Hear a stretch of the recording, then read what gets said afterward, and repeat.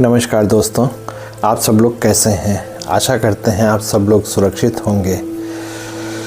तो दोस्तों, आज हम आप लोगों के लिए ज्ञान से भरी हुई कहानी लेकर आए हैं। यह कहानी 4 युगों की है।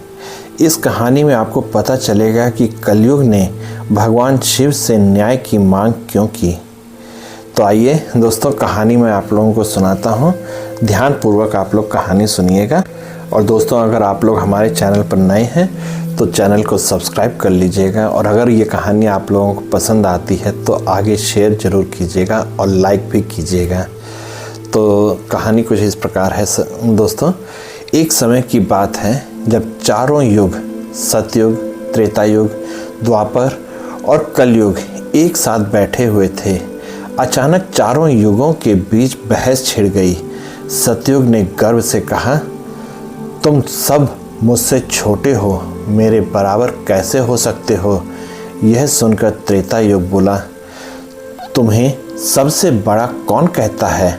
असली श्रेष्ठता तो मेरे पास है, मैं सबसे श्रेष्ठ हूँ। द्वापर ने भी अपना पक्ष रखते हुए कहा, तुम लोग गलत हो।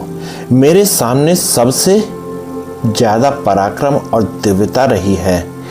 मैं तुम सबसे बड़ा हूँ। तुम सबको सच्चाई नहीं पता। असल में मैं सबसे बड़ा हूँ। कलयुग ने कहा, मेरे बिना यह सृष्टि अधूरी है। तब सभी लोगों के बीच में युद्ध चल ही रहा था, वाक युद्ध। तो सबने एक निर्णय लिया। चारों युगों के बीच विवाद बढ़ता ही गया। अंततः उन्होंने तय किया, यह निर्णय वे स्वयं नहीं कर सकते। सभी ने मिलकर कहा, चलो हम भगवान शिव के पास चलते हैं, वही हमारा निर्णय करेंगे। चारों युग कैलाश पर्वत पर पहुँचे। वहाँ भगवान शिव के द्वारपालों ने उन्हें रोका और आने का कारण पूछा। चारों युगों ने कहा, हम भगवान शिव से मिलने आए हैं, कृपया उन्हें हमारे आगमन की सूचना दें। द्वारपालों ने भगवान शिव को यह बात बताई। शिव जी ने कहा, उन्हें आदर पूर्वक भीतर लाओ। चारों युग शिव जी के समक्ष पहुँचे और उन्हें प्रणाम किया। शिव जी ने कहा, आप सबका स्वागत है।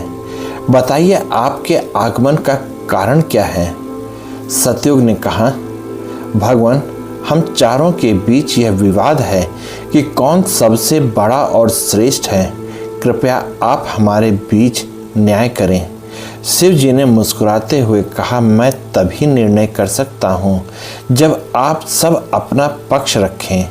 सतयुग, तुम पहले बताओ कि तुम अपने आप को सबसे बड़ा क्यों मानते हो। सतयुग ने कहा, भगवान, मेरी अवधि सबसे लंबी है, 17 लाख साल। मेरे समय में मनुष्य सबसे धार्मिक और पवित्र थे, इसलिए मैं सबसे बड़ा हूँ।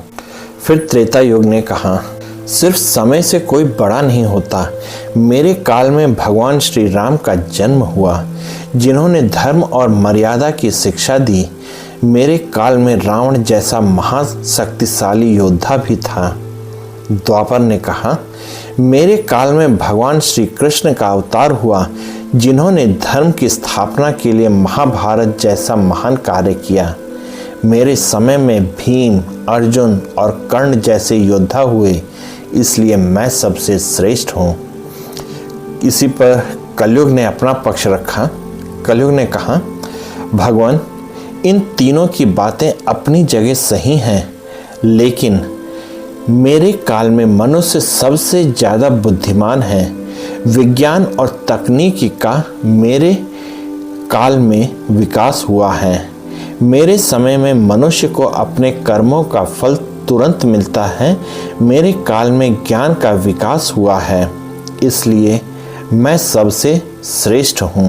भगवान शिव ने सोचा कि चारों के तर्क सही हैं, लेकिन निर्णय करना इतना आसान नहीं है। तब उन्होंने चारों युगों की परीक्षा लेने का निश्चय किया। तब शिव जी ने कहा, चारों युगों को अपने अपने समय के एक प्रतिनिधि को भेजना होगा, जो एक भारी लोहे के पात्र में चावल पकाकर मेरे गणों को खिलाएगा। जो यह कार्य सफलतापूर्वक करेगा वही श्रेष्ठ होगा। सतयुग, त्रेता युग और द्वापर युग के प्रतिनिधियों ने बड़ी मेहनत से यह कार्य पूरा किया। अब बारी थी कलयुग की।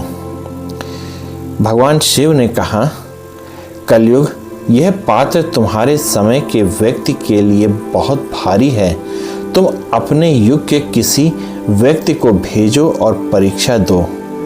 कलयुग ने विनम्रता से कहा, भगवान, मुझे भी अपना प्रयास करने दें, मैं यह कार्य अवश्य पूरा करूंगा। कलयुग ने अपने युग का एक व्यक्ति भेजा। उस व्यक्ति ने देखा कि पात्र बहुत भारी है और इसे उठाना असंभव है। उसने अपनी बुद्धि का उपयोग किया। उसने लकड़ियां जलाकर पात्र को वहीं पकने दिया। चावल पकाकर उसने गणों को खिलाया।